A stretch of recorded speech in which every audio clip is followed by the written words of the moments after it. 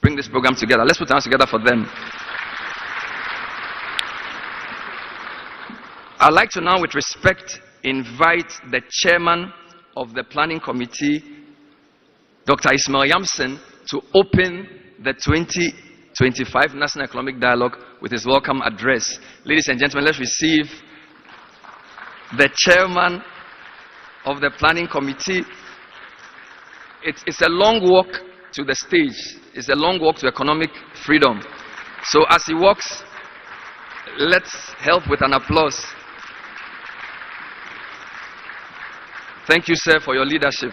You're welcome.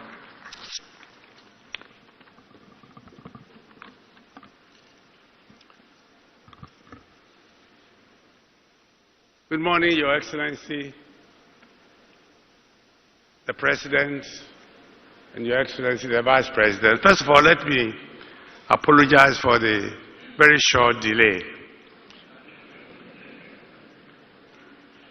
Your Excellency, the President of the Republic of Ghana, John Dramani Mahama, Your Excellency, the Vice President of the Republic of Ghana, Nana Jane Opoku-Agyeman, Speaker of Parliament, Chief Justice of the Republic of Ghana,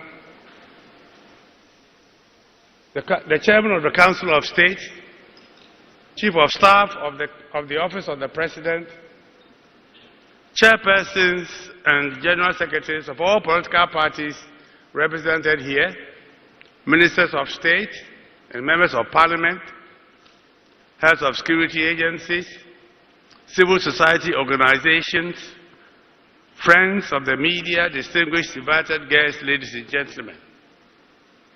It is my greatest pleasure and a singular honor to have the opportunity to chair today's National Economic Dialogue 2025 and to welcome all of you, our distinguished guests, especially His Excellency, the President, to the opening session of the two-day event. The theme for the National Economic Dialogue 2025 is resetting Ghana, building the economy we want together. A bold and audacious vision by His Excellency the President to change the course of Ghana's destiny. Our experience in the 68 years of our political independence has not been spectacular, and the time has come to make a fresh start. When the President asked me to chair this dialogue, I agreed without hesitation, because I felt the same way as His Excellency, that Ghana indeed needs its destiny to be urgently reset. Your Excellency, on March 6, 1957, 68 years ago, when I first entered secondary school, the Gold Coast became an independent sovereign state called Ghana. And when Osajbo Dr. Kwame Nkrumah declared that our beloved country, Ghana, is free forever, he genuinely and passionately believed it. In his brief years of leadership of this country, he demonstrated clearly that he had come to reset Ghana's destiny. His purpose was not just to liberate Ghana politically from colonial domination and exploitation, but to build a self-confident country capable of managing its own affairs politically and economically for the benefit of all its citizens. In his statement of purpose, Dr. Nkrumah declared his selfless ambition to reset Ghana on a completely new economic model, to establish in Ghana a strong and progressive society in which no one, repeat, no one will have any anxiety about the basic needs of life, about work, about food and shelter, where poverty and illiteracy no longer exist, disease is brought under control, and where our educational facilities provide all the children of Ghana with the best possible opportunity for the development of their potentials. That was Nkrumah's Ghanaian dream, and he executed this vision with passion, backed by clear and credible actions and a selfless devotion to reach that agenda. The transformation of Ghana was dazzling. Close to 400 vertically integrated agricultural and manufacturing ventures were established in Ghana, with over 40% in rural Ghana. Well-paying jobs were abundant. Unemployment was not known. Graduates left university with jobs waiting for them, and workers happily sang work and happiness every day at noontime. Sadly, Your Excellency, this period, which I describe as the golden age of Ghana, came to an abrupt end when Nkrumah was overthrown on 24 February 1966, and with that, the Ghana dream died and has since remained a mirage.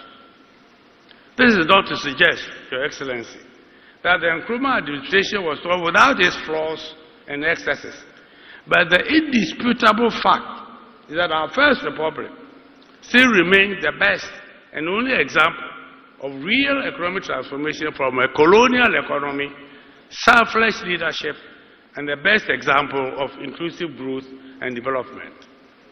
Today, as we prepare to celebrate 2 days from now, the 68th anniversary of our political independence, Ghana remains under economic domination and servitude, and a poor, highly and unsustainably indebted country.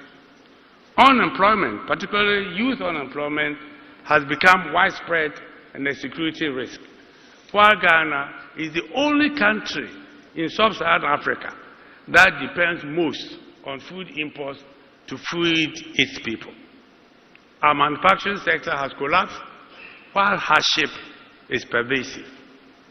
And we know why we are where we are today, Your Excellency, and the question. Today, Ghana is characterized by a political mindset motivated by power to loot state coffers for personal gain, selfishness, arrogance, and impunity by political leaders and public officers. A party-capture political system where the party in opposition chooses to sit on the fence and does everything, even including mislead the people to undermine genuine effort to develop the country. There is no longer love for country. Economic mismanagement, macro instabilities, and macroeconomic impediments to economic transformation. Pervasive institutionalized corruption, brazen greed and graft. Poor governance driven by weak compromised state institutions. Maximum government with minimum governance.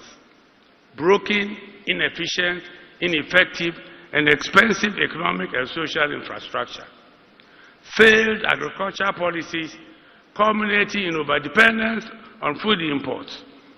Exporters of commodities after 68 years of independence, and an over-reliance on imports of value-added products.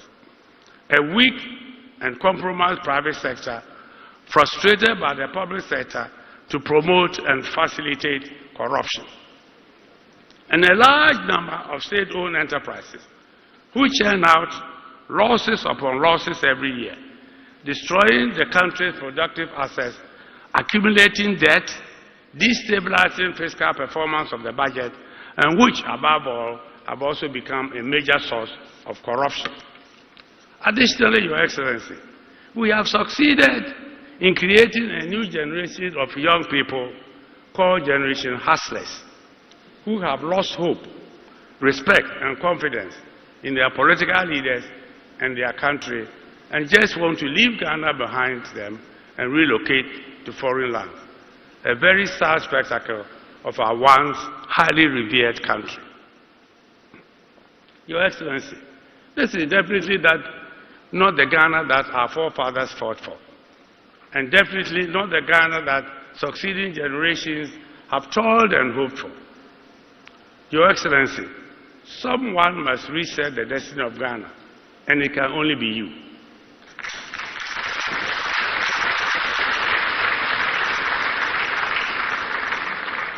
Everywhere in the world that economic transformation has taken place, only one individual has led the charge. And the Lord has blessed you with the wisdom to take on that task. The task to liberate Ghana from economic mismanagement and corruption, to reset Ghana and put it on a path of sustainable and resilient growth, inclusive development and prosperity for all the citizens of the country. Ghanaians, Your Excellency, are tired of poverty and hardship. I must admit, Your Excellency and distinguished guests, that in the last 68 years of independence, Ghana has also suffered severe disruptions and dislocations from external shocks, including the COVID-19 pandemic and major supply chain disruptions following Russia's invasion of Ukraine, and now the great disruption originating from the current U.S. administration. We cannot ignore them. But the stark truth is that the overwhelming majority of our problems are homegrown and self-inflicted. Only our leaders and the people of Ghana can and must resolve these problems. Let us take the responsibility of resetting our destiny in our own hands.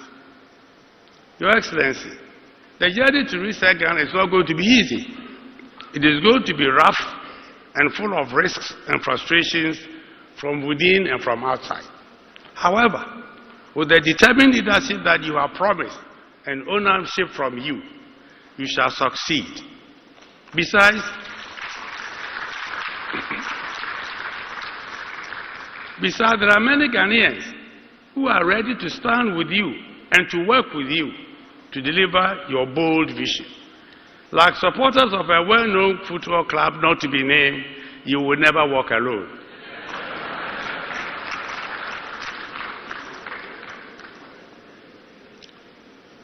This National Economic Dialogue, which you aptly set up as part of a 120-day social contract with the Ghanaian people, among its other objectives is to set in motion a process of dialogue and consultation on Ghana's present economic development challenges, discuss policy trade-offs, and build consensus around policy reforms that are needed to make Ghana a high, inclusive, and resilient growth economy.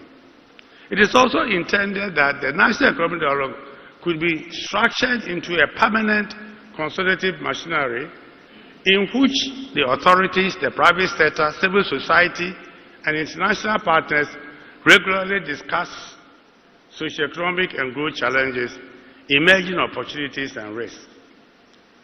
Your Excellency, the institutionalization of this process to advance your research agenda will be key to success. There are some who have already concluded that this is also going to be yet another talk shop, and that there will be no follow-through actions.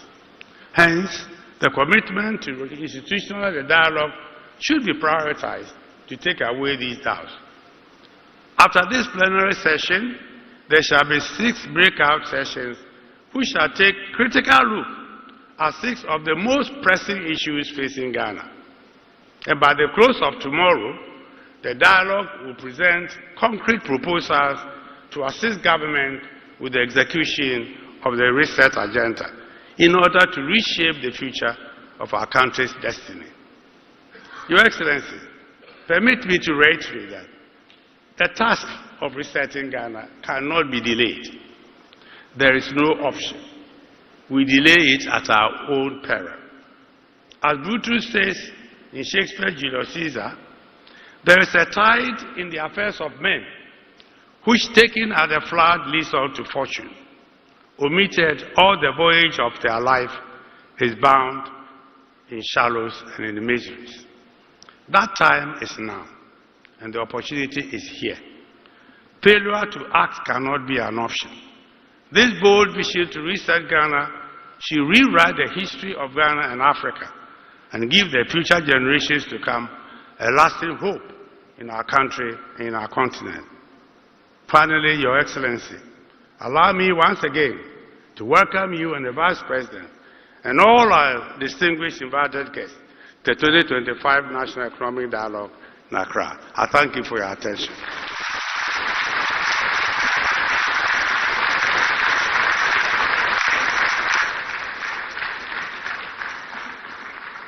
I guess the spontaneity of the applause shows the quality of the work. Let's do it one more time.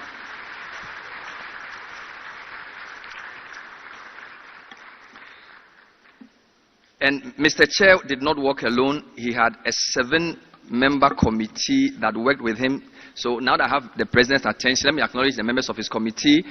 Dr. K.Y. Amoako, founding President of ASSET, was also on the committee that worked with Dr. Yamson. Let's acknowledge Dr. K.Y. Amoako. And the rest of the committee, Nelly Miriku, Professor Gachi, Anthony Sapong, Mohammed Samara, Ernest de Graft Ejir, and Chairman of NDBC, Dr. Nimoy Thompson. Let's put our hands together for all of them. To demonstrate the truly national nature of this event, I'd like to acknowledge a few more groups. We'd like to specially welcome and acknowledge the Council of State, led by their chair, the Right Honorable Edward Kobido Ajaho, and the newly minted members of the Council of State. If they can arise so we see them.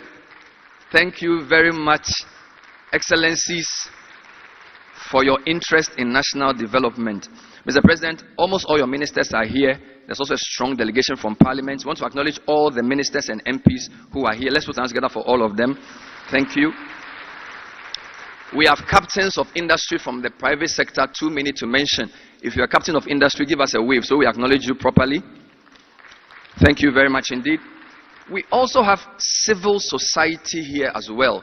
So civil society leaders, please rise so we acknowledge you. This is a very important part of the discourse. Thank you.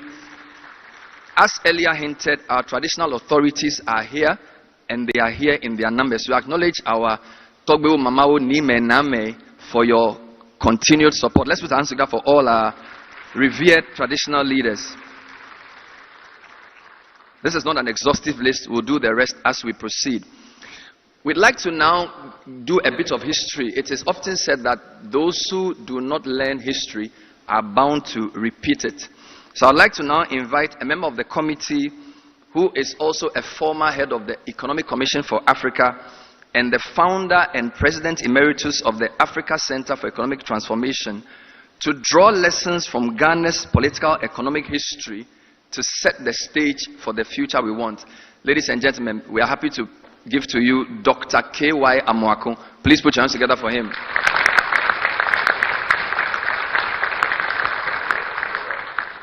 As I said, Nelson Mandela said it's a long walk to freedom. So it's a very long walk. If we can just support with a longer applause.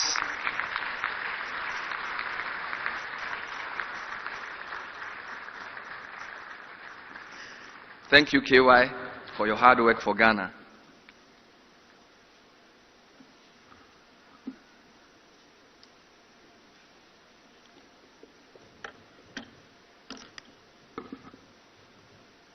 Your Excellency, the President of Ghana, John Dramani Mahama, Your Excellency, the Vice President, Professor Nana Jane Opoku-Agyeman,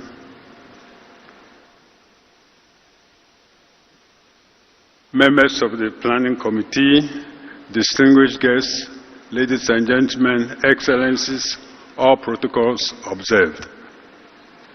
It is my great pleasure and honor to be with you today to help set the scene for our National Economic Dialogue. As many of you know, I have spent my entire career, more than 50 years, in African development. I have had the honor and privilege of working closely with policymakers and leaders across the continent. I'm a proud Pan-Africanist, but first and foremost, I'm a proud Ghanaian. I was 13 years at the time of independence. I grew up with Ghana and have lived through our post-colonial journey. the ups and downs, our successes and failures. My assignment today is to reflect on Ghana's political economy since independence and draw key lessons from our journey to help us forge the road ahead. I'm grateful for the opportunity and hopeful that what we learn over the next 2 days would allow us as citizens, with you at the helm, Your Excellency the President, to truly create the Ghana we want. Nearly 20 years ago, I had the privilege of delivering 3 speeches in the RP Balfour Memorial Lecture Series at KNUST, the Kwame Nkrumah University of Science and Technology.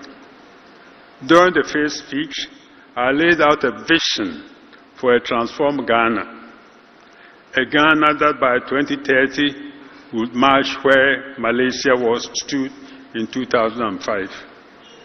This meant a 10-fold increase in per capita income, a rise in life expectancy from 57 to 73 years, and a future where 9 out of 10 Class 1 pupils will reach Class 5 instead of 2 out of 3.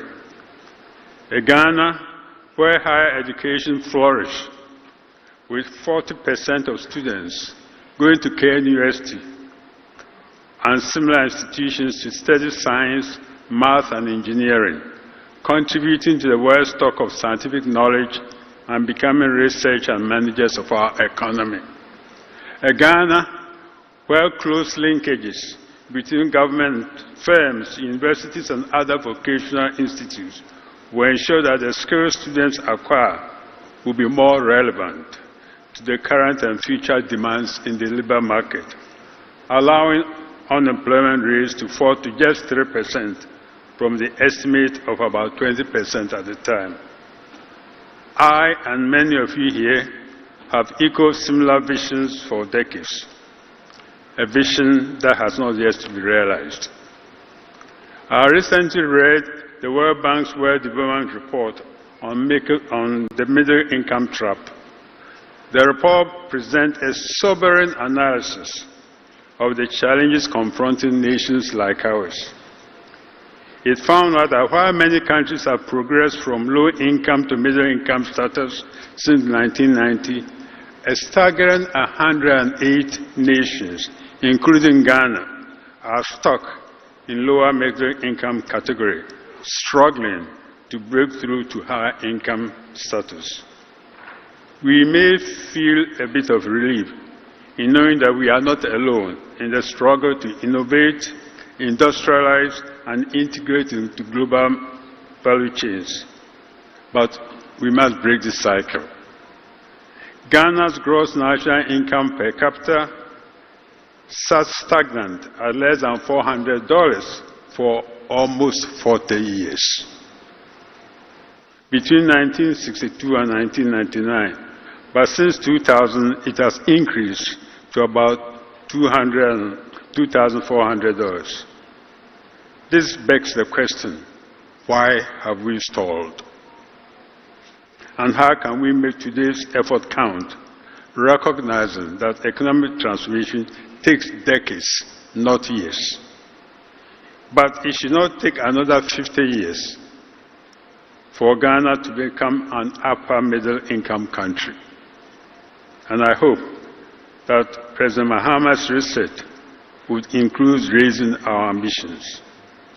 We can and must become a developed economy in the next 20 years.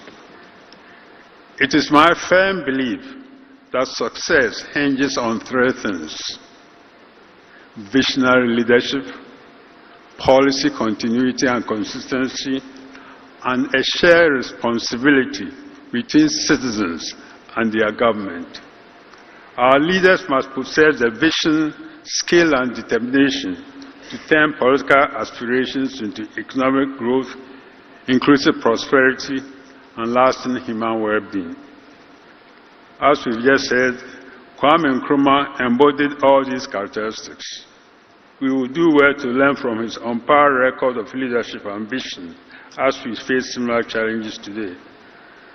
On Nkrumah's leadership, Kwesi Bokwe, of blessed memory, a friend and mentor to many of us in this room today, and one of our country's longest-serving finance ministers, once reflected that Nkrumah's imprint remains everywhere, in the macroeconomic and real sectors of Ghana's economy, in the banking and insurance industries, and in the country's basic infrastructure.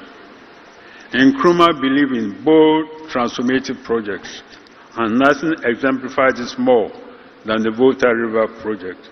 It was the centerpiece of his strategy to industrialize Ghana's economy, providing the energy needed to boost factories, boost industry, and accelerate economic transformation. To me, Kwame Nkrumah was ahead of his time, and the inspiration he engendered and the vision he set forth were unmatched in African history. On January 22nd, on January 2022, 1996, Nkrumah inaugurated the Volta River massive Akosombo Dam, calling it his greatest dreams. 1 month later, he was deposed in a military coup. It may not be fortuitous that this national economic dialogue is taking place on days sandwiched tightly between that of Nkrumah's overthrow and our independence anniversary a few days from today. Kwame Nkrumah's spirit clearly is with us here today.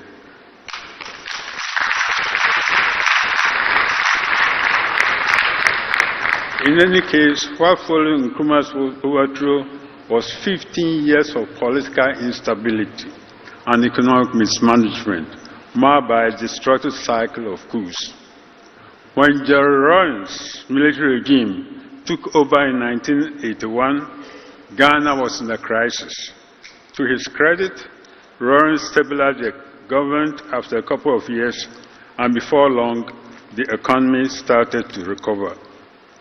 In his address to the opening of the third session of Parliament in 1985, Rawlings presented the first step of Ghana Vision 2020, a framework, quote, to realize the long-term vision of raising Ghana to the ranks of the middle-income countries of the world.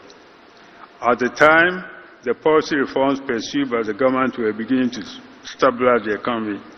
However, Ghanaians demanding a return to civilian rule rightfully pushed back against the authoritarianism and human rights abuses of the military regime. In response, Rawlings agreed to hold democratic elections in 1992, ushering in Ghana's Fourth Republic. But Rawlings remained skeptical.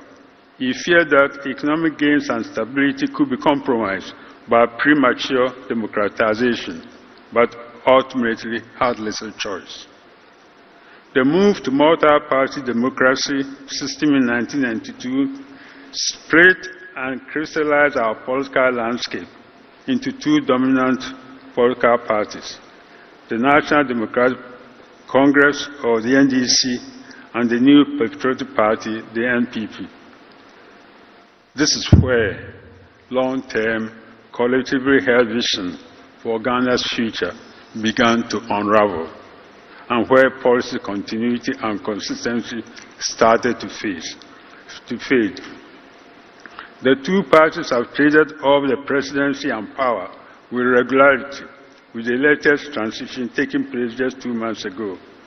These transfers have been peaceful, earning Ghana the reputation of a beacon of democracy in Africa and increasingly in the world. But our frequent transfers of power, no matter how peaceful, are not anchored in a long-term and widely shared vision for our economic transformation. Rather, they have come with interruptions in policy direction and programs, fragmented development efforts, wasted money, and a lack of sustained economic momentum. Intense political polarization has pushed us further and further apart, when progress depends on working closer together. This brings me to the third necessary element for our future success, a shared responsibility between citizens and their government. I applaud President John Mahama's vision of resetting Ghana for jobs, accountability, and prosperity as a bold framework to help propel us forward. The next 4 years present a crucial window to lay a strong foundation for the Ghana we want in 2050.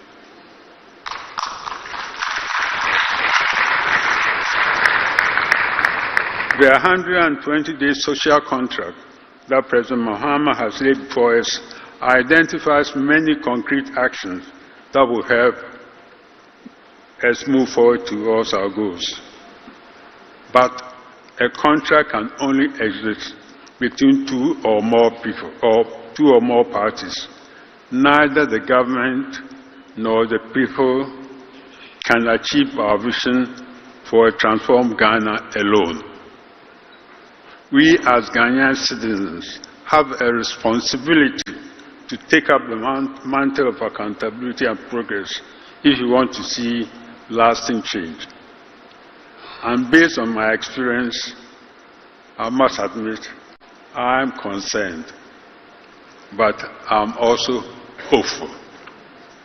Excellencies, ladies and gentlemen, as many of you know, 3 years ago, under my leadership, the African Center for Economic Transformation, in collaboration with Ghana's leading think tanks, policy institutes, and civil society organizations, launched the Compass for Ghana's Political and Economic Transformation, commonly known as the Ghana Compact. Our goal is clear: to identify the structural barriers hindering Ghana's transformation and to define the future we, as Ghanaians, aspire to by 2050. This effort is rooted in a fundamental democratic principle: ultimate power lies with the people. Ghana's transformation depends on its citizens setting a bold vision for the nation and holding governments accountable and themselves accountable for delivering on that vision. The Compact addressed some of our most pressing policy issues. There are 7 core thematic areas: national development planning, fiscal responsibility, youth education and skills, gender equality, private sector development, health, and climate change. The Compact is built on analysis from Ghana's leading minds and institutions. It is informed by consultation with all major political parties, traditional and religious leaders, and the cross-section of Ghanaian visionaries. And it fully reflects engagement with citizens across 10 regions of our country to ensure these recommendations are grounded in the daily realities of Ghanaians of all backgrounds. All this effort culminated in the Citizens' Convention in June 2024 at the University of Ghana. It brought together 500 people representing the various stakeholders associated with the Ghana Compact. We convened to create a Citizens' Declaration of a Social Contract with the government of Ghana, or the expectation to guide governance in our country as we approach the 100th year of our independence in 2057. For each of the 7 thematic areas of the Compact that I mentioned, a set of targets and key actions to achieve them by 2030 was also identified. The Convention agreed that a robust accountability mechanism must underpin such a transformation agenda, not merely a monitoring tool, but a fundamental framework designed to ensure that the commitments enshrined in the social contract are realized. Such a mechanism will be a way to track, evaluate, and ensure that the fulfillment of these commitments will foster a stronger democratic process, enhance transparency, and rebuild trust between the government and its citizens. Importantly, the Compact emphasized the obligations of all of us as citizens in moving towards a transformed Ghana, underpinned by values such as patriotism, loyalty, honesty and integrity, as well as civic education that starts early and is adequately funded. At the heart of this, to me, is a shift in our mindset to embrace the African personality that Kwame Nkrumah dreamt of more than 40 years ago when he said, Africa needs a new type of citizen, a dedicated, modest, honest, informed man, a man who submerges himself in the service of nation and mankind, a man who abhors greed and detests vanity, a new type of man whose humility is his strength and whose integrity is his greatest. I'm sure that if Kwame Nkrumah were with us here today, he will be saddened to see how far we have strayed from this vision. I share his disappointment. But I also know that we can turn this around. And please, allow me to add that I'm grateful to everyone who has engaged in the compact process thus far, allowing us to bring concrete citizen-driven solutions to our administration to complement its swift efforts to correct the course we are in. And of course, we will continue our partnership, particularly with the National Demand Planning Commission, under the leadership of the veteran Neil Moore Thompson. Excellencies, I have shared where we have come from, and with the rest of my time today, I would like to look forward, taking lessons from our history and from the Ghana Compact process to help inform what we do next. I will start by highlighting 4 critical areas where the Ghana Compact in the coming months can help take forward the recommendations from this national economic dialogue and support the goals and objectives of President Mahama's reset agenda. First is on governance.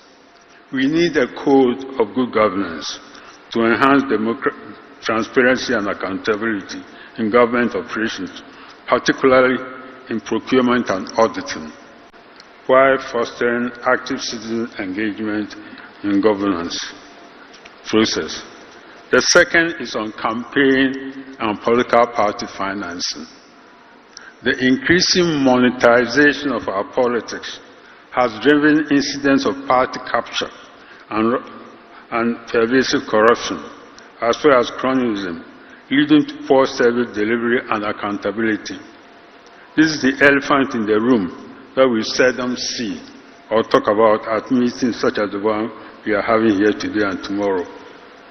The third is the fight against galamsey. Today, 60% of our major water bodies are polluted, the most visible consequence of galamsey or illegal mining. But the environmental catastrophe runs deeper than polluted rivers. A 2022 report by the Center for Democratic Development named illegal mining as one of the primary sources of illicit funding for election campaigns and political party financing. And the fourth is the overarching goal of transformation.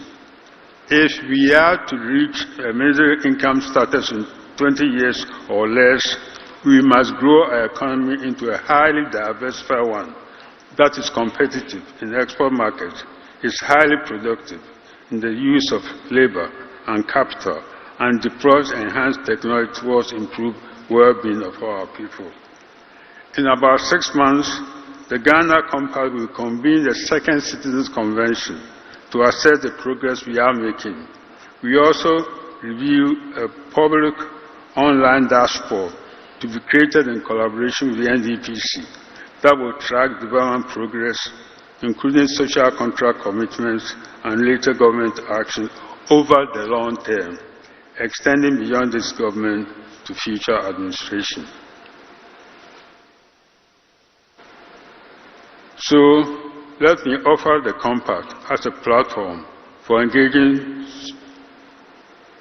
between policymakers and citizens going forward.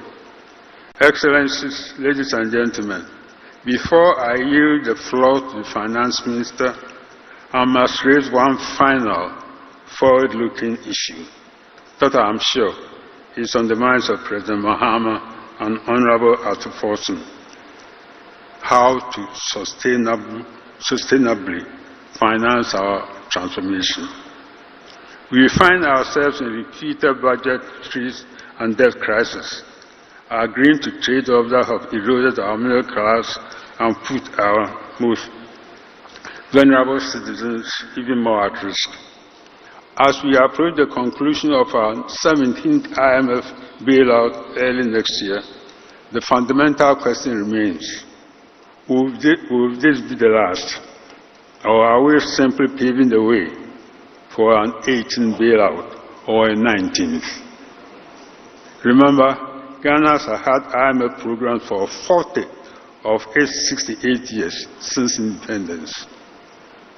Therefore, going forward, we must think and act differently about the mix of external financing and domestic resources that are so critical to our development.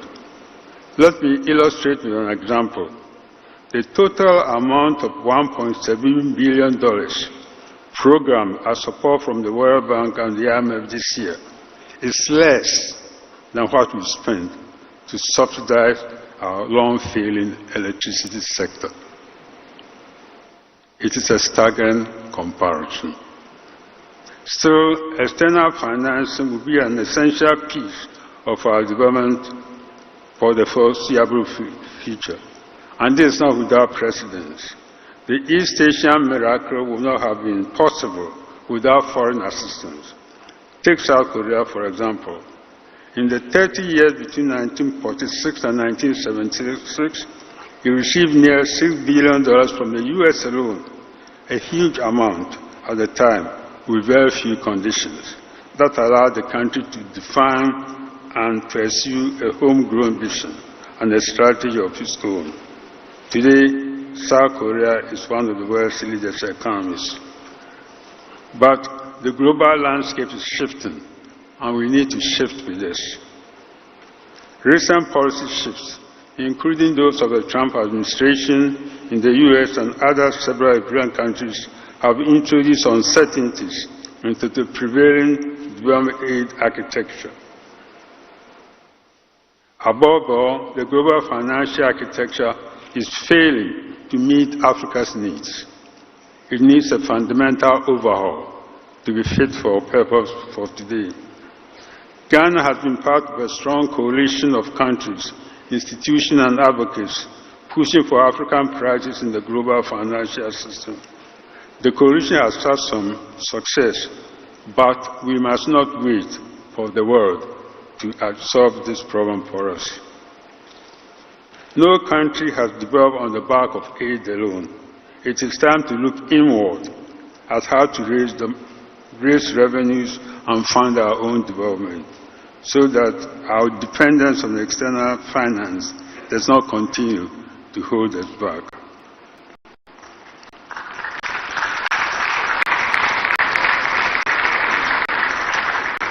Our private sector can be a key contributor, as instruments such as blended finance and public-private partnerships offer great untapped potential.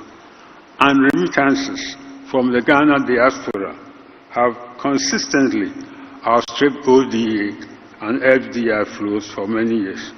Now, underscoring the importance in our financing mix. The upshot of all this is that Ghana needs a comprehensive financing strategy, one that effectively aligns different funding sources to our vision for economic transformation. Such a strategy should include three fundamentals. First, a Ghana Development Finance Platform that will coordinate the flow of development assistance to Ghana, including assessing the progress we are making in our policy reforms and programs, and ensuring that resources are not duplicated, wasted, or misaligned with our developmental vision. Second, a long-term agreement with our major external partners. A particular instructive example of this is the World Bank's agreement with Pakistan. the bank has committed to providing $20 billion in financial support over 10 years, a shift from the traditional short-term partnership approach used in Ghana and other countries. The basis for this longer-term approach in Pakistan is the realization that after the recent crisis, the country needs to break away from its past pattern of stop-and-go reform cycles and instead commit to a credible, more stable developmental course.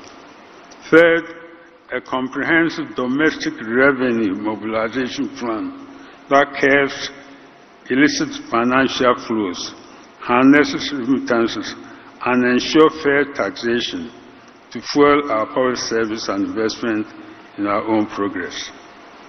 The overall goal of this strategy will be to mobilize significant increased financing coupled with rigorous expenditure management in the next 10 years to support our development, underpinned by a strong accountability mechanism. Excellencies, ladies and gentlemen, in closing, I hope that over the next 2 days, our discussion will focus on concrete policy reforms, institutional strengthening, the strategic investment to stabilize the economy, drive growth, and create jobs in the medium to long term. I applaud President Mahama for putting this dialogue together at a critical moment in his administration. I am honored to have been able to contribute to the National Economic Dialogue Committee's work as one of its 8 members. And I salute you, Ishmael, for the outstanding job you have done as chairman of the committee in such a short time. Finally, let me mention Rishi Sharma, an author, fund manager, and columnist for the Financial Times, who wrote a book in 2013 called Breakout Nations and predicted the countries that will become the next economic miracles by 2050. Not a single African country made the list. Not South Africa, not Nigeria. Therefore, my question for all of us is a simple one. What would it take for Ghana to become a breakout nation by 2050?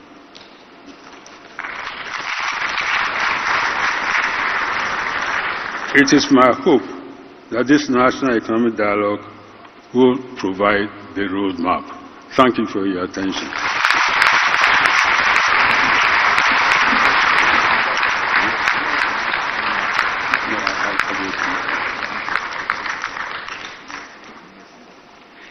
Please put your hands together for Dr. K.Y. Amoako for that comprehensive background to this very important summit. And I like the fact that you all applauded when he asked the question, will Ghana be in the list? And I think the answer is yes, if we do the right things here. Let's dance it up for him one more time. Thank you, Doc. We really appreciate your work. We're still here live at the 2025 National Economic Dialogue. And Dr. Amoako gave us 3 strategies: visionary leadership, policy consistency, and shared responsibility between citizens and leaders, which is why we're all gathered here. There are also 3 objectives for today's program. The first is to communicate the true state of Ghana's economy to stakeholders. That is what the subject of the next presentation would be. So I'd like to now welcome the Minister of Finance and MP for Ejumaku Enyan Esiem, the Honorable, he's not the main uncle Atu, there's an older uncle Atu, but he's the brother Atu, KCL Atu Forsen, to present to us the true state of Ghana's economy. Please put your hands together. So your brother Atu, since Uncle Atu is still there. Thank you, sir.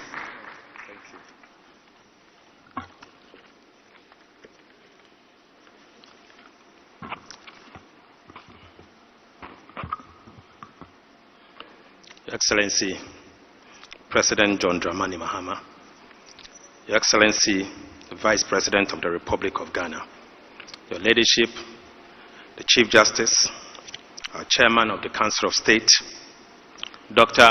Ishmael Yamson, the Chairman of the Organizing Committee, other members of the Organizing Committee, members of the Diplomatic Committee, and our fellow countrymen and women, distinguished ladies and gentlemen.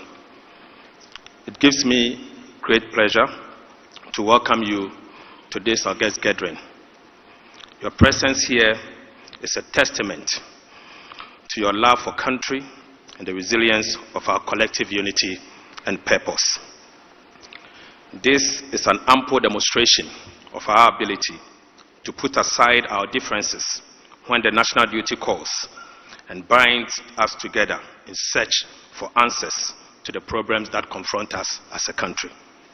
Today's gathering and the subsequent consensus that will be forged from these stimulating discussions will follow and will lend us the opportunity to be able to put together a policy that will guide all of us. This is a proof to the old saying that adwen onyinimpa kronitrim, to wit, knowledge does not reside in the head of one person. I wish to acknowledge the Chairman of the Organizing Committee, Elder Statesman Dr. Ishmael Yamson, and the distinguished members of the committee for working tirelessly to put together this important dialogue.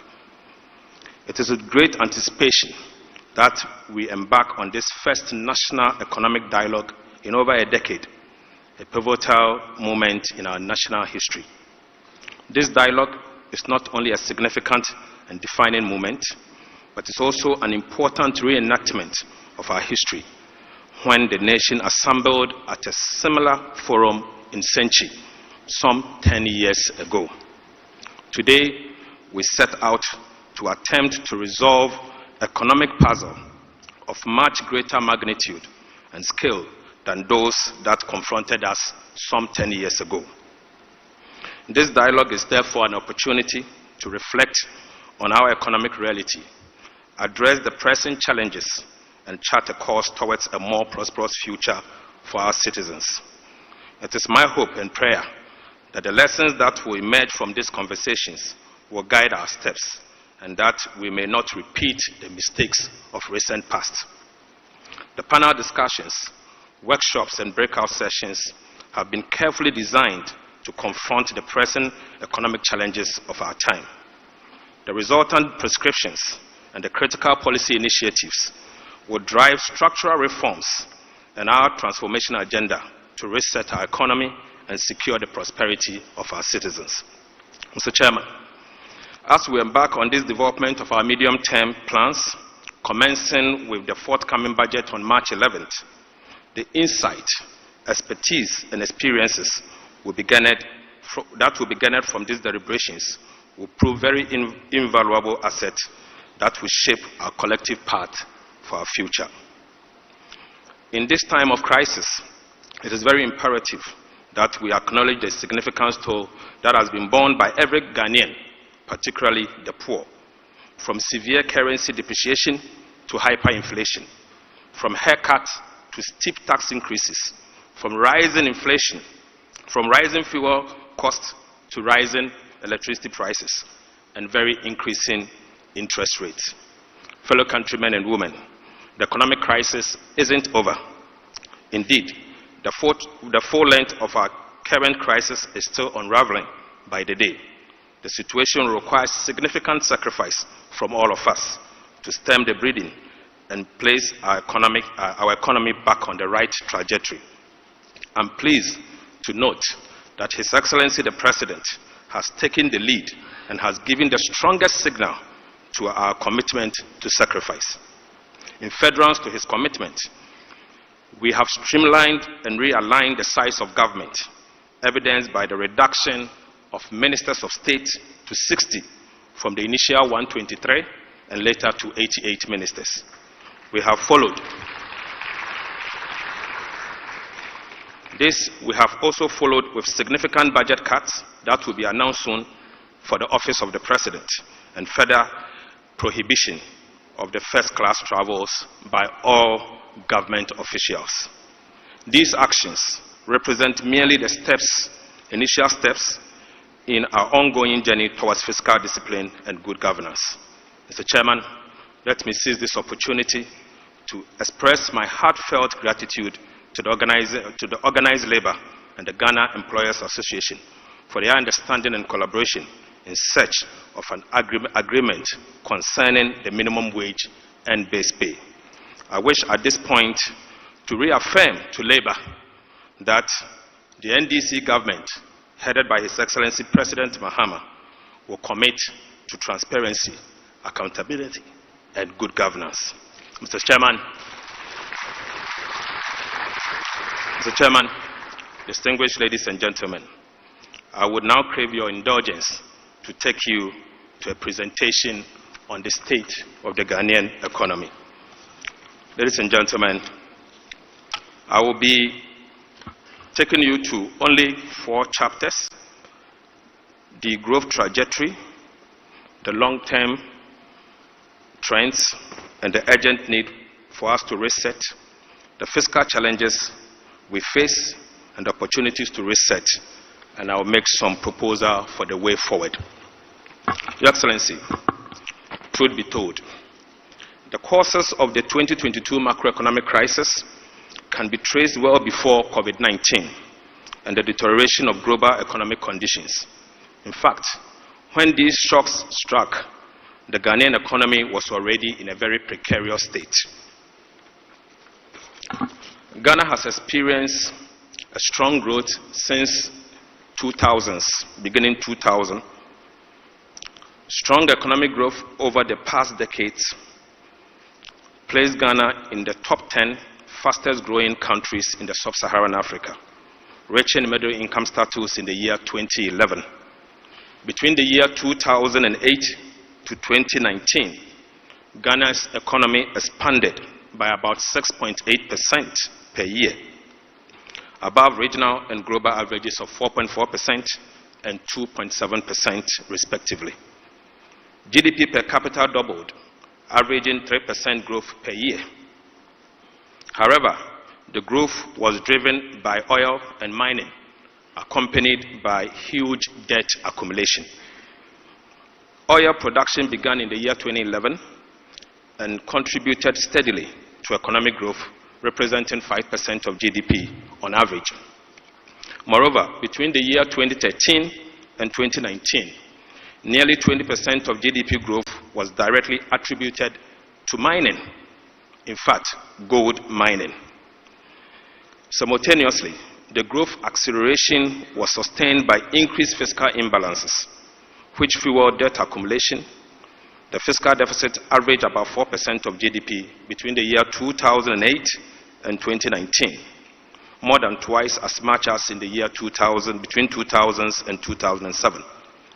Public debt went from 20% of GDP after a peak in the year 2006 to 93% at the central government level in the year 2022.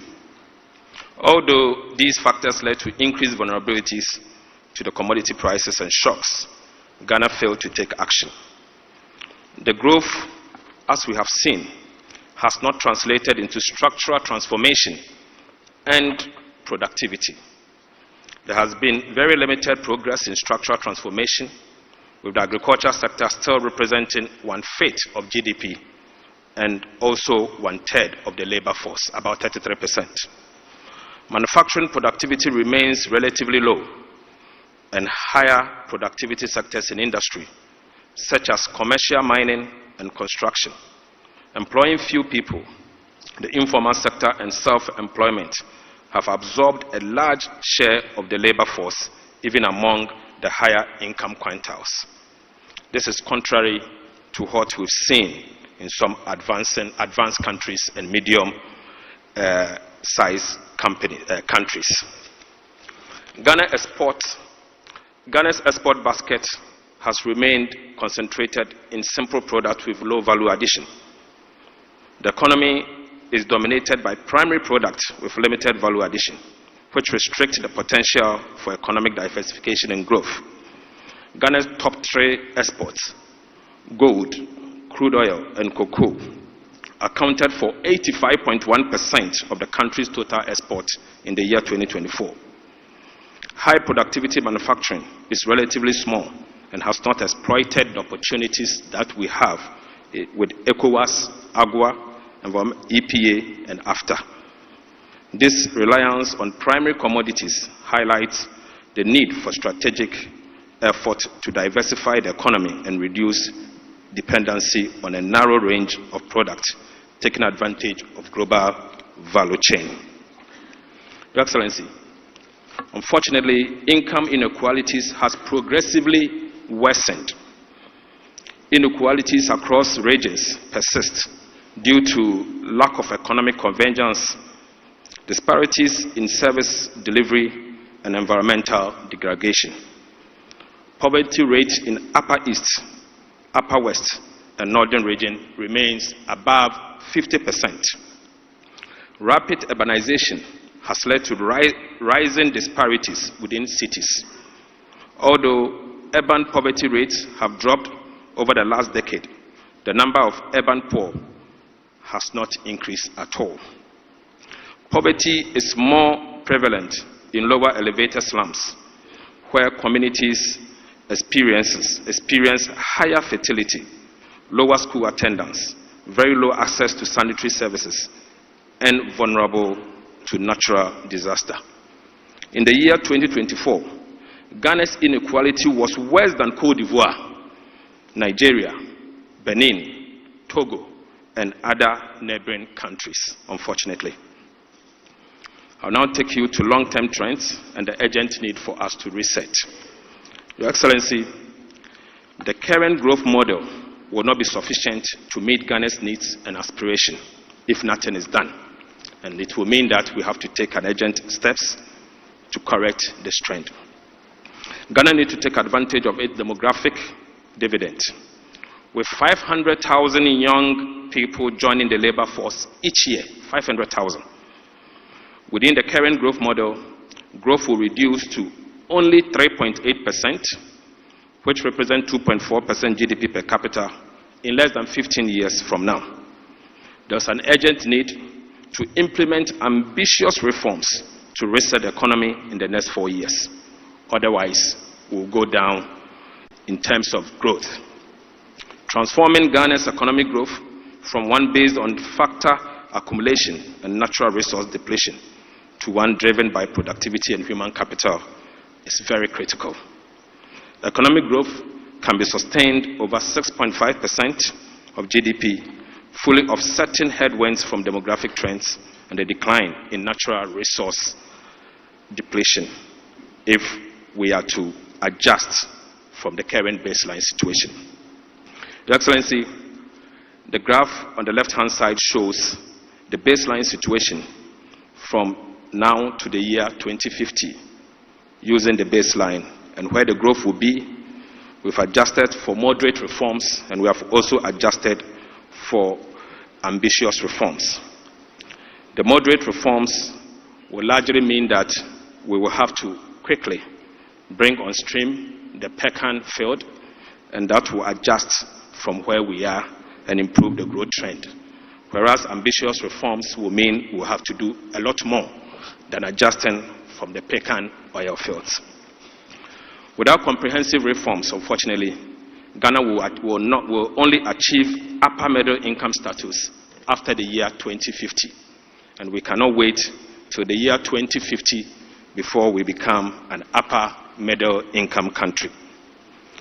There's an urgent need for comprehensive policies and institutional reforms that enhance productivity, improve the quality of infrastructures, services, and elevate human capital and workforce skills. These reforms have the potential of transforming Ghana within a generation, tripling its per capita income by the year 2050. There is the need to reorient fiscal policy to support the growth and structural transformation. Your Excellency, again, the graph at the left-hand side shows the baseline and the moderate reforms and ambitious reforms. Unfortunately, looking at where we are going, if nothing is done, Ghana will only become an upper middle income country in the year 2050. With moderate reforms, we'll be able to become an upper middle income country in the year 2042. But if we are to do well and introduce very ambitious reforms, Ghana will indeed become an upper middle income country before the year 2038. And we have no choice. We will have to introduce measures to reset our economy. There's an urgent need for economic transformation to reset Ghana. And we have 7 chapters to reset our economy. Chapter 1 is resetting the economy and creating prosperity for all. Chapter 2 is jobs for all.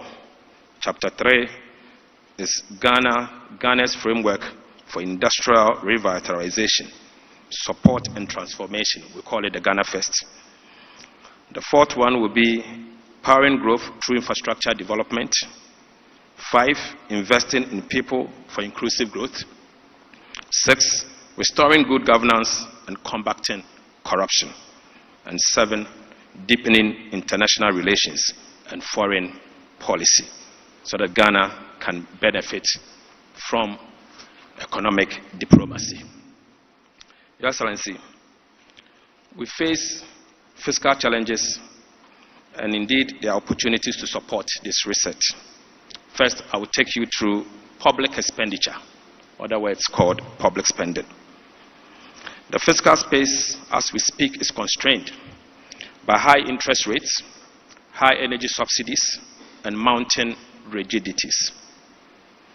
Government expenditure grew faster than GDP over the past 8 years. Non-discretionary spending severely limited the fiscal space due to high wage bill, high energy subsidy, ballooning interest payment, spending indiscipline, and weak expenditure controls, including commitment. These categories of non-discretionary expenditures, namely public sector wages, interest payment, earmark funds, account for about 70% of Ghana's total expenditure.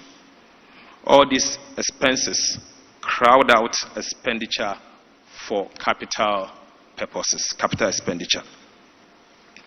Social spending has been very low and is often misused. The National Health Insurance Scheme faces financing shortfalls and also misuse of resources. So the problem with National Health Insurance is not only with the financing shortfalls, but also with misuse of resources. Financing shortfalls for National Health Insurance. The National Health Insurance no longer receives its full National Health Insurance levy as approved by law due to the Capping Act. Additionally, resources increasingly diverted towards non-core activities, and this hinders efficiency. Today, less than 60% of the National Health Insurance budget goes to non-claim payment. And you could see that in the year 2008, from the graph, we used to use 86% of the National Health Insurance budget for the purposes of claim payment. This has reduced to about 58%. In fact, in the year 2022, it went down to about 50%. Public spending also on education is inefficient and skewed towards secondary and tertiary levels. Only about 1/4 of government education spending goes to pre-primary and primary levels. Most funds go to staff compensation, leaving little for classroom materials and infrastructure improvement. And you could see how our education budget is skewed, also from the graph from the right-hand side. Your Excellency, infrastructure spending, again, is highly inefficient and mostly uncompleted. Even a small improvement in spending efficiency could lead to significant progress in infrastructure quality. For example, an increase in efficiency to match best performing emerging markets would deliver about 20% improvement in the quality of Ghana's road Spreading resources on too many projects without completion has become the problem of Ghana. For example, Agenda 111, where $400 million have been spent in the last 4 years without a single hospital in operation, with about $1.5 billion needed for completion. The amount spent of $400 million could have completed a minimum of 22 district hospitals instead of spreading yourself too thin. Maintenance is indeed cheaper than new infrastructure, but funds to road maintenance is also inadequate and often misused. Another example is only 41% of our primary roads were in good shape in the year 2021. Funds for road maintenance cover only 45% of maintenance needs. And this 45% of funds that has been allocated for road maintenance are often used for development instead of maintenance. And so you could see that most of our roads are deteriorating. Your Excellency, the energy sector in Ghana has become a ticking time bomb, costing about 2% of GDP every year. Every year. The objective of fixing the sectors require radical measures. High generational costs due to lack of competition and limited renewable capacity in the energy mix is a problem. High distribution and collection losses at ECG. High distribution and collection losses at ECG is also a problem. Currently, only 62% of total energy purchased by ECG is collected. And even out of this 62%, 65% of that amount is used to pay for supplies through the cash water fall mechanism. Unfortunately, 35% of the ECG's revenue is used to take care of ECG themselves over things that they don't actually require. Non-cost reflective tariffs. About 50% of cost of service provision is a matter for us to discuss. However, I still maintain that tariffs should not be used to reward ECG's inefficiencies and other inefficiencies in the system.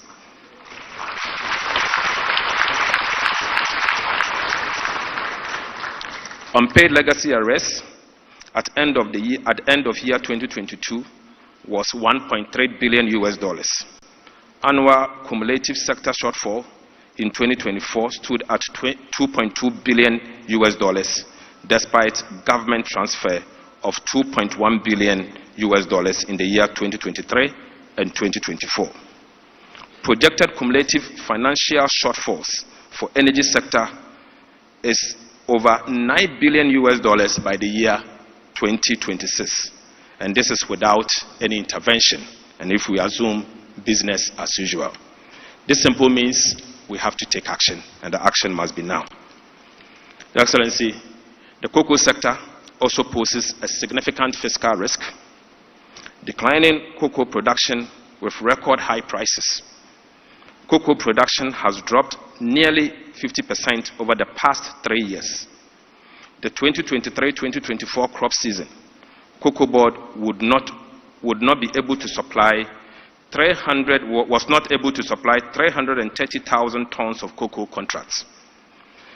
Existing forward sales contracts logged in lower prices than current market rates.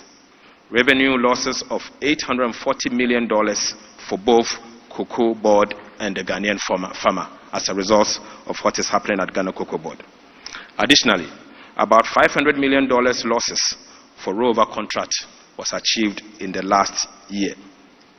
The market prices and differentials is what aids smuggling.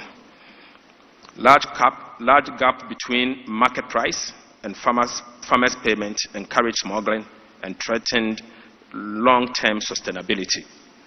This implies that for every ton of cocoa delivered this year, in fulfillment of the rollover contract, Ghana Cocoa Board and the Ghanaian farmer would lose $4,000 per ton in revenue. No wonder we are unable to offer the cocoa farmer the right price, because every ton delivered because of the rollover contract, $4,000 has been lost. And so the government is unable to offer enough for the cocoa farmer. And this is what is actually leading to the smuggling of cocoa beans to our neighboring countries, Togo and Ivory Coast. Cocoa Board's extra budgetary spending is also a major fiscal risk.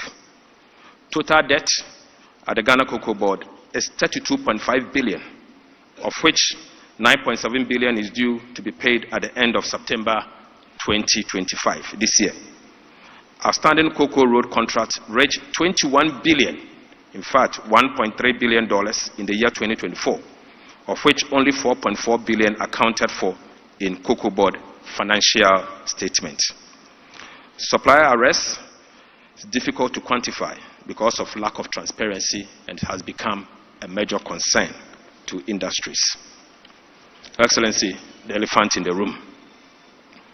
SOEs and joint ventures company showing mounting operational and financial risk. Almost all state-owned enterprises are in the red. Almost all of them are in the red.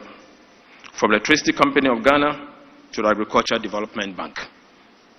Almost all of them are in the red. In fact, beginning from the year 2021, 2022, and 2023, you will see that Cocoa Board posed some profit of 2.2 billion in the year 2023. But Your Excellency, this is artificial profit. This profit is because they failed to service their debt because of the debt suspension. And so all the cocoa bills that were due at the time, they failed to pay because of debt suspension. Subsequently, this debt still exists, and so we will need to take action to restructure most of the state-owned enterprises. Fiscal challenges and opportunity to support, and the need for us to talk about revenue now. We can't develop if we fail to generate resources internally. Your Excellency, Ghana has not performed well in revenue mobilization compared to its peers. Ghana's domestic revenue mobilization has stagnated in the last decade and remained below our peers. Ghana collected 13.5% of GDP in revenue, tax revenue. Collection from other major taxes remain low, especially value-added tax, as compared to our peers. Numerous exemptions and complexity of tax system have a detrimental impact on revenue.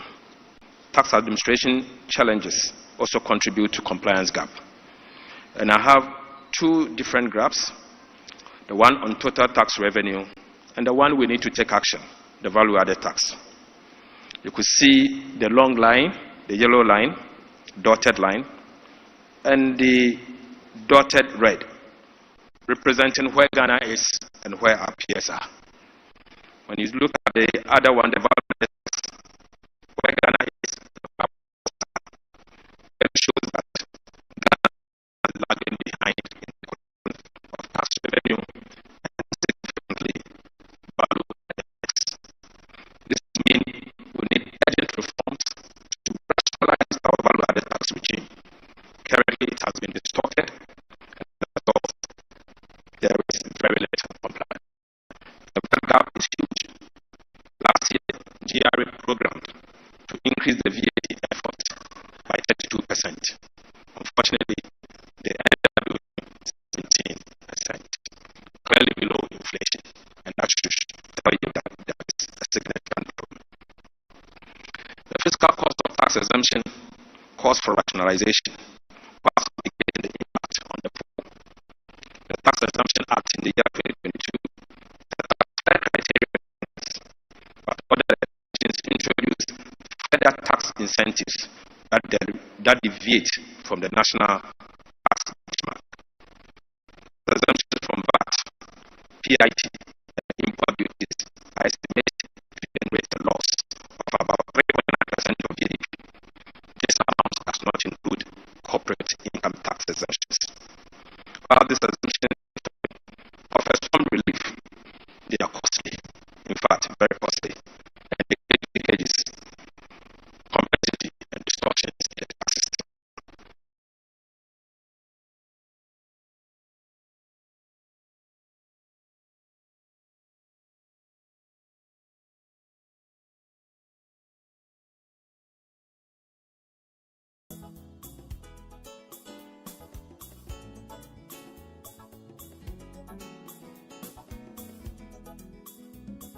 unfortunately, getting to the year 2024 during the elections, they decided to abandon it.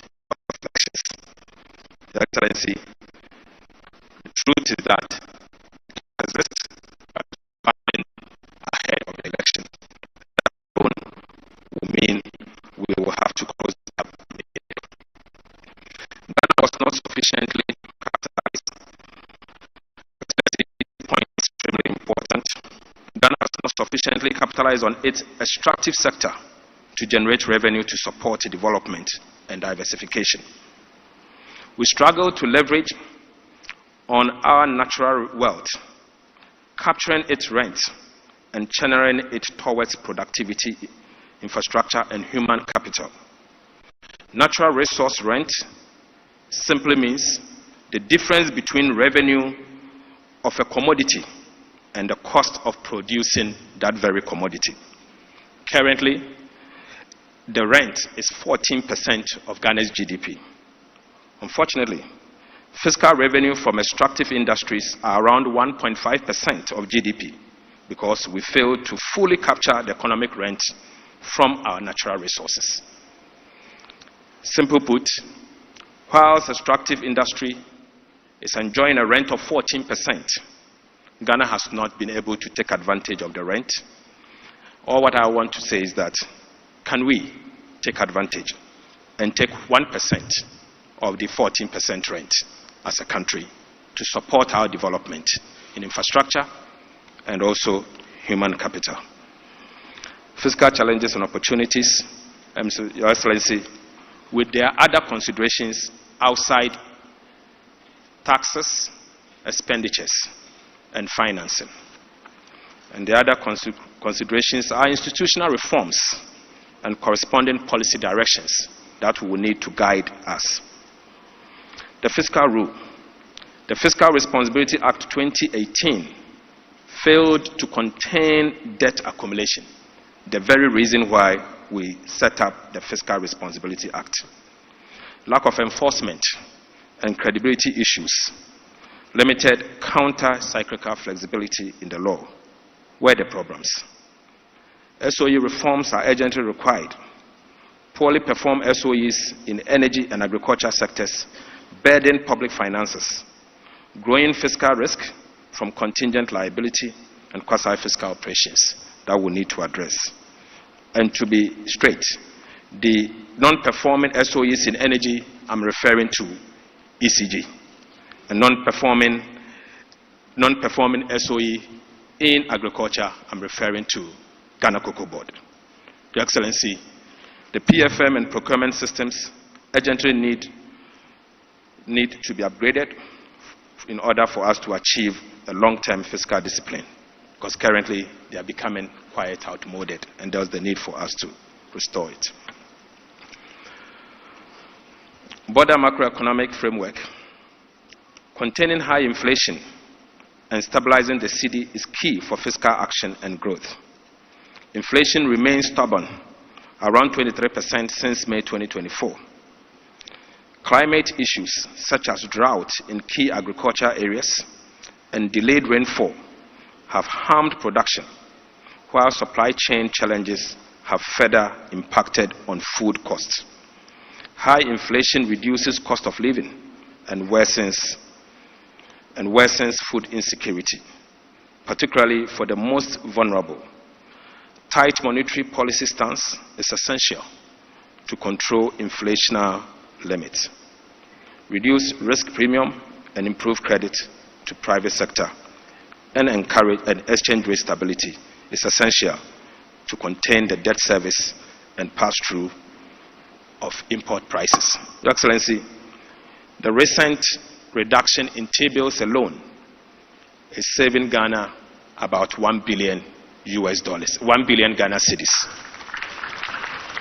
And that 1 billion Ghana cedis can be channeled to critical areas of the economy. And clearly, we need to take steps to reduce the borrowing and also reduce the cost of borrowing so that we'll be able to channel the dividend to support our national development. I now move to the way forward and conclude. Fiscal policy in the past 8 years has been very ineffective. As a result, the macroeconomic situation remains very fragile. It is imperative that we build a momentum for reforms.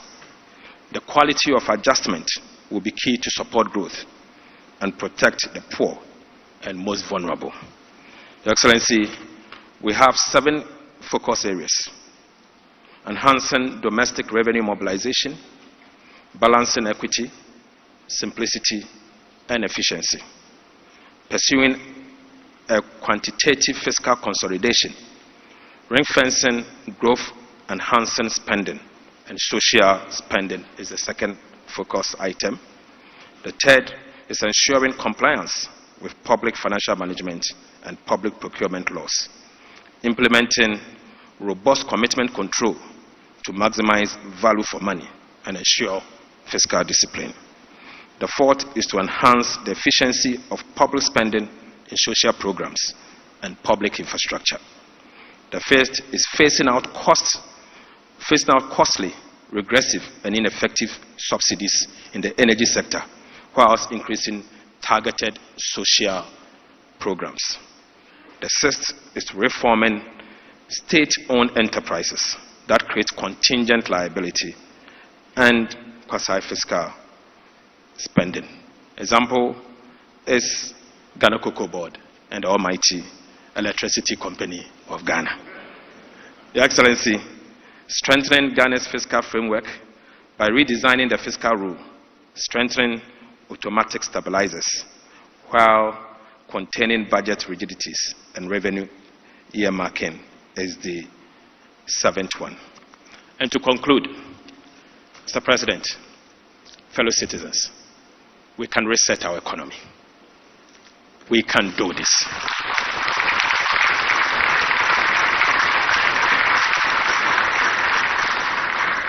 We just have to be disciplined and understand that the short-term benefits we gain today has a long-term consequences on our future. Let's do this for Mother Ghana. Thank you, Your Excellency.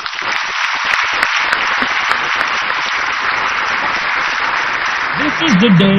A nation of strength, a nation of pride, a nation of freedom and justice. Ghana, 68 years strong and still rising. This Independence Day, we reflect on our journey, review our progress, and reset for the Ghana we want. A brighter future is within reach by embracing our diversity, nurturing our talents, and working together in unity. We can build a prosperous nation. Let's celebrate with the theme Reflect, Review, Reset. Key events will include 28th February Crossroads shooting incident, 5th March Presidential Awards for school children, and 6th March Commemorative Guard of Honor at the Presidency. Together, let's strive to build the Ghana we want. Ghana, Ayeko!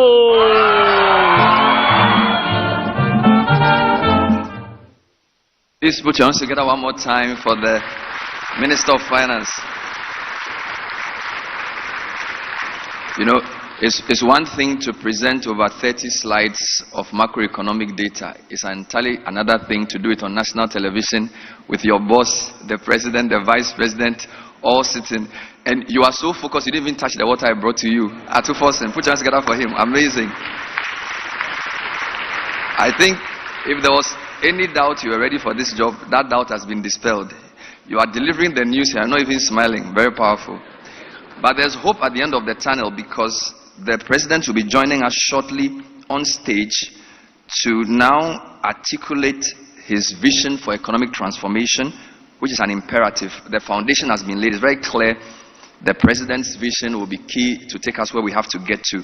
But before we do that, we're going to invite the National Dance Company of the National Theatre to help us relax a bit before we hear from His Excellency. Let's put our hands together for them. Thank you.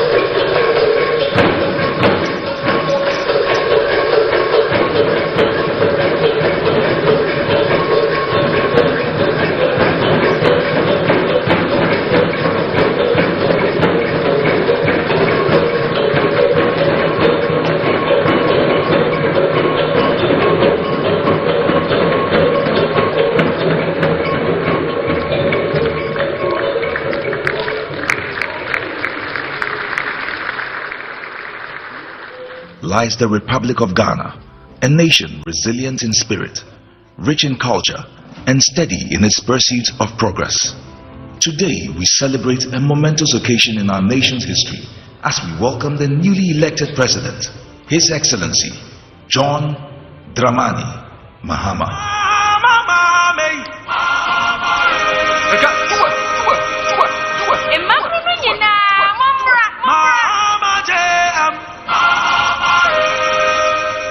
A true nation builder committed to forging a brighter future for all Ghanaians.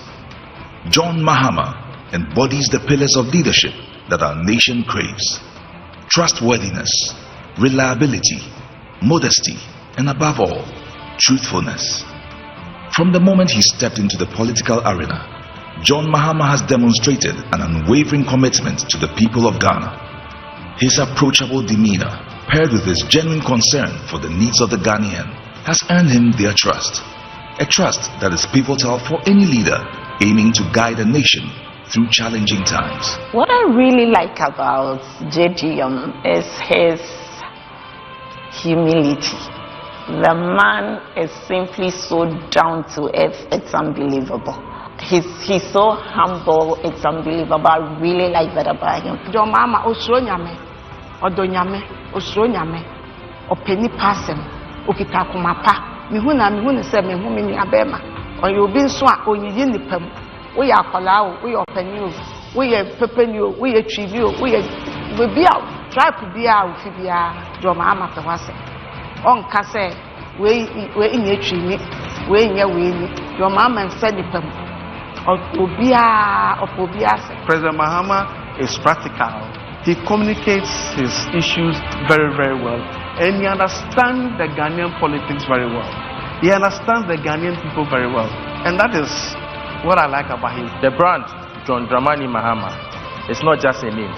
It represents resilience, strength, progress, and empathy. I believe John Dramani Mahama is loved by many. His personality is so unmatched, and I've heard so much about how he has helped people in their difficult times, even when he wasn't yet a president. His love for God is so admirable, and his love for kids and the youth is so much amazing, and I'm not so surprised my kids get so much excited anytime he shows up on the screen. I admire his tolerance. In 2016, a lot of people attacked his person. No one got arrested, no one disappeared. He just allowed time to judge, and here we are. That's a good leader.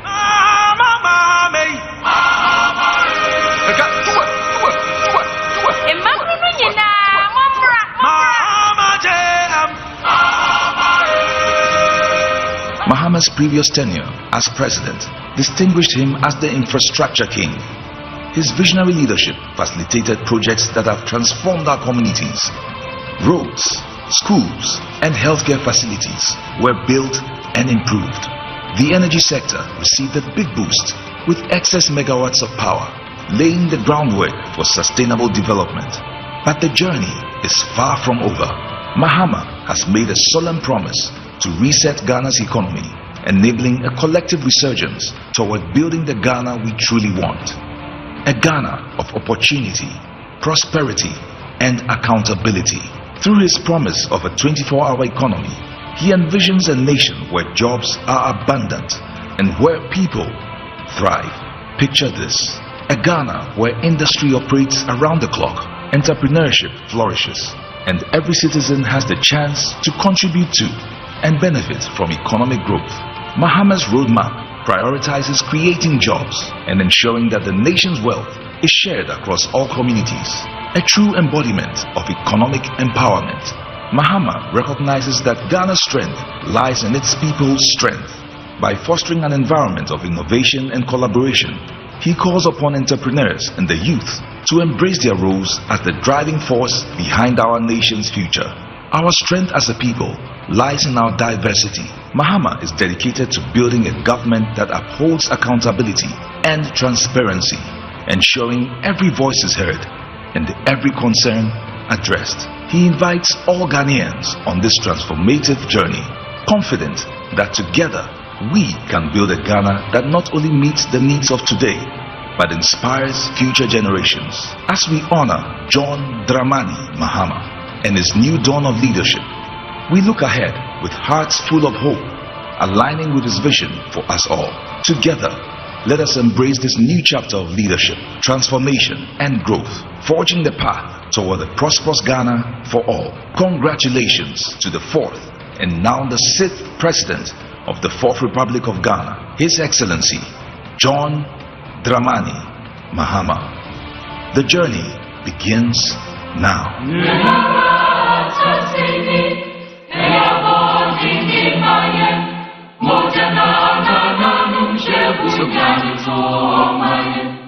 Shall we now rise and on behalf of the chairman of the dialogue, respectfully invite the conference convener, His Excellency John Dramani Mahama, for the keynote address. Please put your hands together for Mr. President.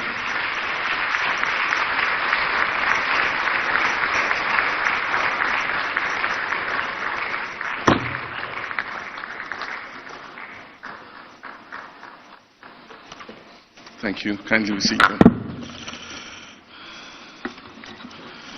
I was happy when that documentary ended. You can imagine how uncomfortable I was watching myself. But thank you all. Your Excellency, Professor Jane Nana Opoku-Agyeman, Vice President of the Republic of Ghana, Her Ladyship Gertrude Esaba Saki Tokonu, Chief Justice of the Republic of Ghana, the Right Honorable Edward Do Ajaho, Chairman of the Council of State, members of the Council of State, the Honorable Chief of Staff Julius Debra, the Honorable Minister for Finance Dr. Kesel Ato Forsen, Ministers and Deputy Ministers of State, Dr. Ishmael Yamson, and I call him Uncle Yamson, Chairman of the National Economic Dialogue Planning Committee, the Governor of the Bank of Ghana, Dr. Johnson Pandit Isiama, former governors of the Bank of Ghana, heads of security services, the Dean and members of the Diplomatic Corps, His Royal Majesty King Takiteku Churu II, the Gamanche, heads of political parties, captains of industry, chiefs and queen mothers, friends from the media, fellow countrymen, ladies and gentlemen. It is with great honor and a deep sense of responsibility that I welcome you to this National Economic Dialogue. This gathering is more than just a symbolic exercise or the fulfillment of a campaign promise. It is a decisive step in our collective responsibility to reset Ghana's economy, restore confidence, and build the prosperous future we all envision. Today we are here to begin the process of engaging in honest, solution-driven discussions about the challenges we face and the opportunities before us. Our nation stands at a pivotal moment, and the choices we make now will determine the trajectory of our economy for generations to come. As President, I have the honor of leading the conversation on the theme, Resetting Ghana, Building the Economy We Want Together. This theme reflects our shared commitment to creating an economy that is resilient, inclusive, and built on sustainable growth. It is an invitation to all stakeholders to contribute their expertise, ideas, and dedication to this national effort. Ghana is at a critical crossroads in its economic development. The challenges before us are stark, and the economic distress we face are undeniable. However, our collective resilience, ingenuity, and determination have always been the driving force of our nation's progress. We are not here merely to recount our struggles, nor are we here to resign ourselves to economic stagnation. We are here to seek solutions, to adopt strategies that will put us on a sustainable path, growth trajectory, and to ensure that we build an economy that works for every Ghanaian. For me, this is not just another policy discussion. It is an urgent call to action. A crucial moment for us as stakeholders to unite with purpose and resolve the challenges that face us. We've gathered here to create a powerful platform where government officials, policymakers, business leaders, economists, industry experts, development partners, and other key figures come together to shape the future of our nation. The insights, diverse perspectives, and actionable recommendations that emerge from these discussions must transcend theoretical frameworks and drive real, impactful decisions that will guide our national economy forward. Throughout our engagement, we will focus on practical strategies to restore macroeconomic stability and pave the way for long-term economic transformation. This includes developing policies that stimulate growth and create sustainable job opportunities for our rapidly growing population. We'll also examine the structural reforms that are necessary to unleash the private sector's potential and make it truly the engine of growth that drives job creation and innovation. Strengthening economic governance institutions will be a key topic of discussion, ensuring transparency and accountability at all levels of government, while taking decisive action to combat corruption and other things that hinder our progress. It is vital that as we move towards a more prosperous future, and that the economic gains we achieve are distributed equitably, leaving no one behind and fostering inclusive growth that benefits every sector of society, from the most marginalized communities to the industrial leaders of tomorrow. This dialogue is a defining moment, and our decisions must set the course for a more resilient, prosperous, and equitable economy for generations to come. When I assumed office barely 2 months ago, I inherited an economy that was in a state of deep crisis, one that was weighted down by numerous challenges. The economy was reeling from unprecedented levels of debt, soaring inflation, high unemployment, declining levels of foreign direct investment, and low business confidence. The financial struggles that our nation is facing have not arisen overnight.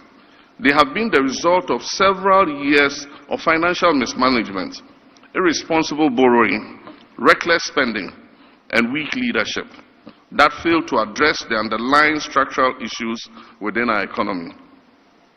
This pervasive mismanagement culminated in Ghana's default on its debt obligations. This marked a devastating milestone for our dear country, spawning a cascade of economic problems that have severely impacted our people. Huge fiscal deficits, excessive government expenditures, and overall financial imprudence have compromised our economic resilience. Credible rating agencies such as Moody's, Fitch, Standard & Poor's have all downgraded our international credit rating consecutively, leading to capital flight and a loss of investor confidence and trust. The Bank of Ghana, instead of serving as an independent monetary authority, became a financing tool for government's excesses, fueling inflation and devaluing our currency. The cost of living has skyrocketed to unbearable levels, leaving families grappling with the inability to afford even the most basic necessities. At the same time, inflation erodes the value of wages and savings, pushing many into a cycle of poverty. Meanwhile, the ill-considered collapse of indigenous banks significantly reduced indigenous presence in Ghana's financial and banking space and led to massive job losses. For too long, Ghana has been plagued by short-term decision-making that prioritizes political expediency over long-term stability. We refuse to accept this as Ghana's reality. We reject the notion that economic hardship must be our norm. We refuse to surrender to the forces of stagnation and decline. We are gathered here today because we believe in Ghana's ability to rise again.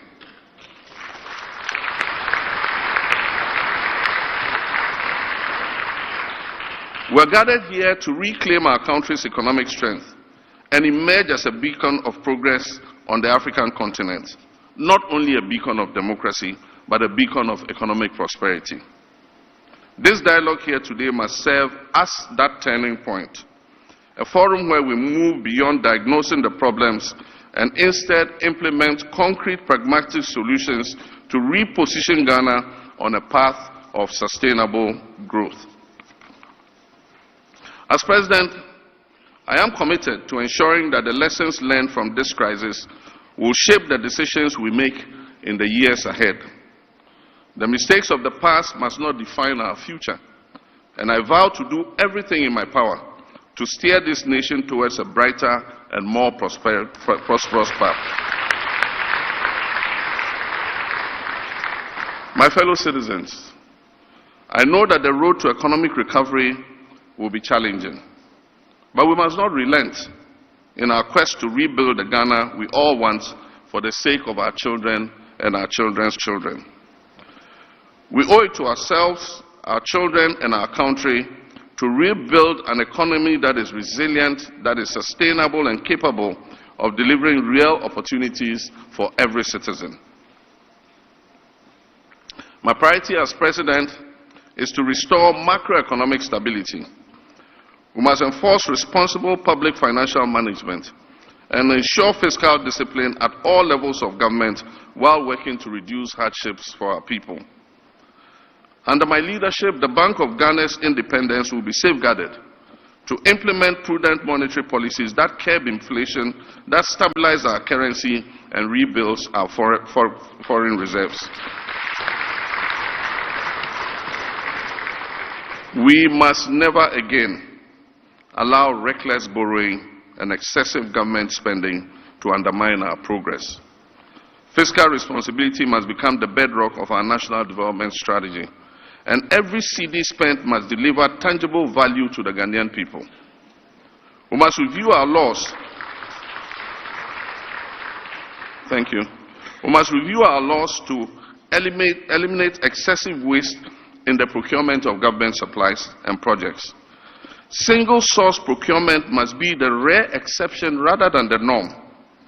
We must also subject government projects above a certain threshold to value for money audits.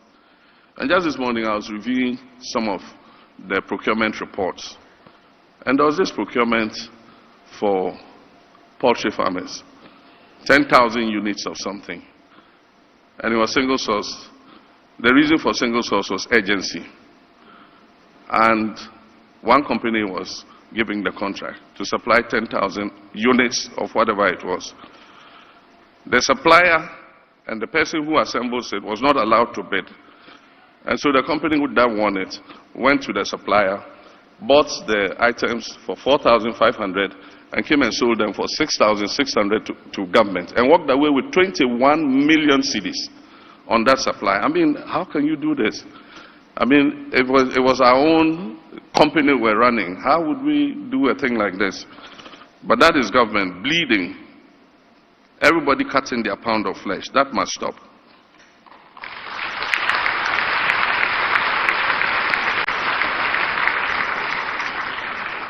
Beyond stabilization, we must undertake a fundamental transformation of our economic structure. Ghana's economy has been heavily reliant on the export of raw materials, such as gold, cocoa, and crude oil, leaving us vulnerable to global price fluctuations and external shocks. We must end this dependence. It is time to transition to a value-added industrialized economy that creates jobs, that boosts exports, and reduces our reliance on imports. Manufacturing and agro-processing must be expanded to ensure that we derive maximum value from our natural resources. Just recently, I think yesterday, the former Chief Justice of this country asked for a review of agreements governing our extractive industry. She describes the current agreements as coming from the Guggisberg era. I agree with her.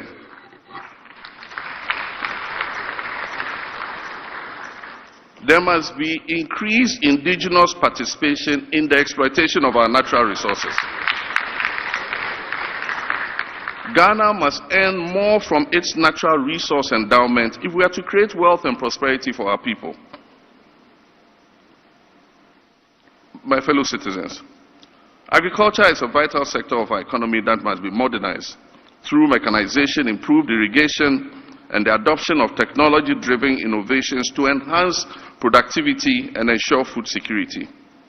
We must also harness the power of technology to bridge the digital divide, ensuring that every Ghanaian, no matter their location or background, has access to the opportunities that the digital economy provides.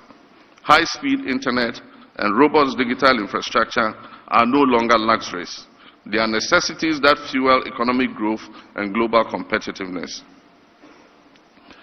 My fellow citizens, all this must be underpinned by urgent governance reforms that promote transparency and hold leadership accountable to the people in whom sovereignty resides.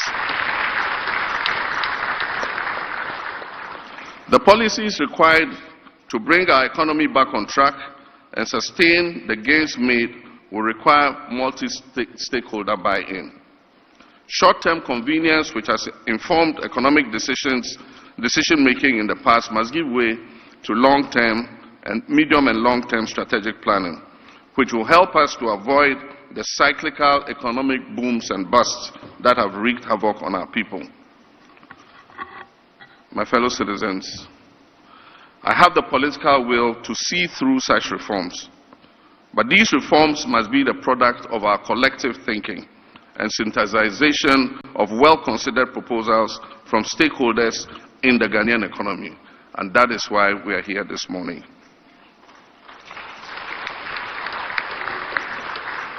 As I had cause to say when I delivered the message on the state of the nation to Parliament last week, consensus building and consultation will be the hallmark of this administration. Because I believe that all of us as Ghanaians have a role to play in the development of our dear nation. And I would very much like to be remembered as the president who provided the platform for this to happen.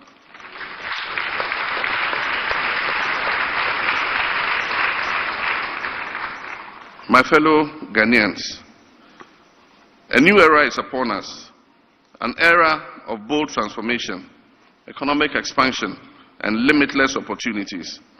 At the heart of our vision for Ghana's future is the implementation of a 24-hour economy that works for all. This strategy will revolutionize our economic landscape. It will create sustainable jobs and position Ghana as a competitive force on the global stage. Across the world, thriving economies have embraced continuous productivity, ensuring that businesses, industries, and essential services operate around the clock to maximize growth and prosperity. It is time for Ghana to also step forward and break free from the limitations of a traditional economy and embrace a future where opportunity is not confined by time. Under this initiative, this administration is committed to providing incentives and tax breaks for manufacturers and businesses that extend their operational hours, encouraging a shift-based employment system that expands job opportunities. We will strengthen key sectors such as manufacturing, retail, healthcare, logistics, and financial services to support such continuous operation. We will invest in infrastructure, energy, and security to ensure businesses and workers operate in a safe and efficient environment. We will enhance transportation systems to facilitate the movement of workers and goods at all hours of the day and night.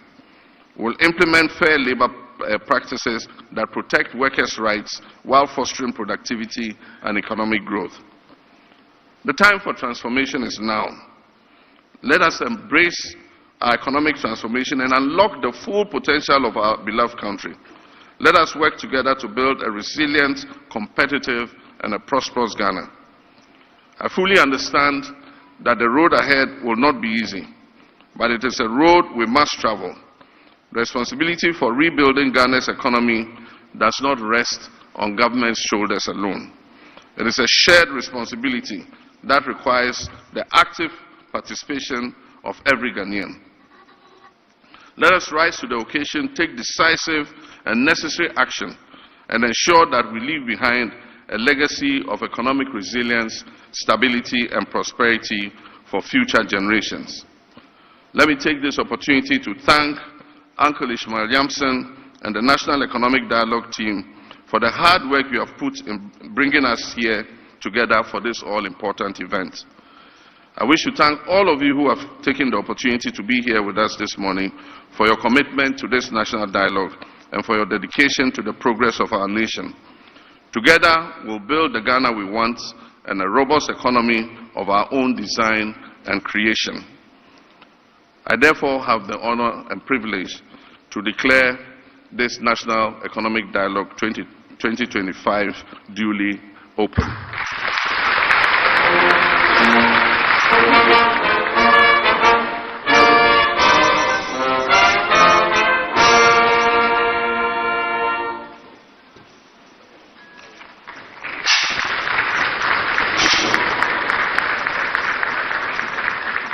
Another round of applause, ladies and gentlemen. Indeed, the time for transformation is now, and Ghana will rise again when we all work to make it so. You may kindly resume your seats.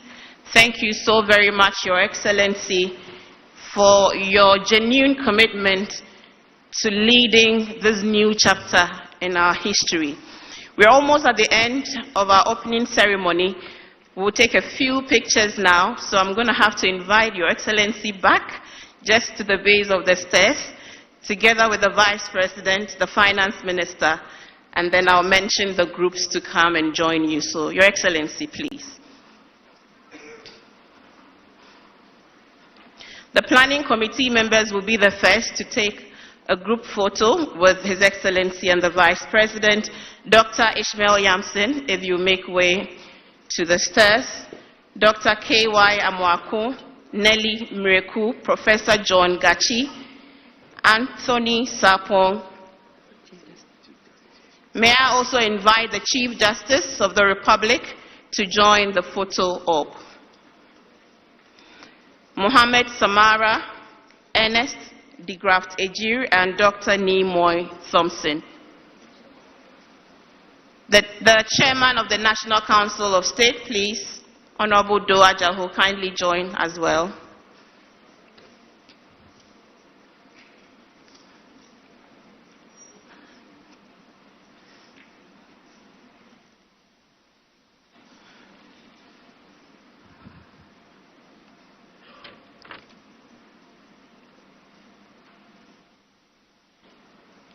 Thank you.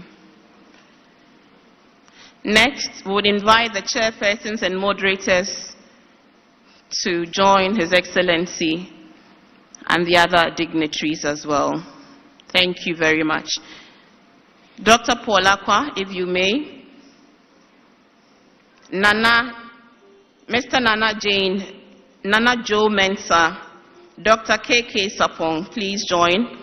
Mrs. Mavis Owusu Jemfi, Mr. Felix E. Ado, Mr. Emmanuel Akwete, please join.